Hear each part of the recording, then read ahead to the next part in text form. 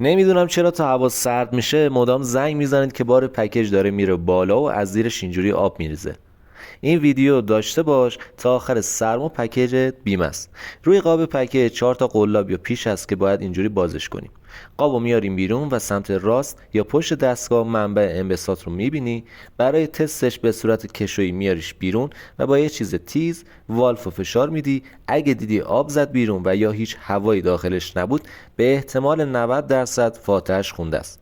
بار پکیج رو میاری پایین. بعدش با یه آچار شیلنگ متصل به منبع رو از پایین باز میکنی که بتونی تعویضش کنی و منبع جدید رو دقیقا مثل مراحل قبل اول مهره پایینش رو میبندی و کشویی میندازی سر جاش. الان بار پکیج رو تنظیم کن روی 1.5. بعدش پکیجم تا آخرین دما هم دوست داشتی میتونی ببری بالا، هیچ اتفاقی هم براش نمیافته. الان پکیج درست شده. زمستون بالاخره به کانالم و این ویدیوها نیاز پیدا میکنی، پس کانال منو داشته باش تا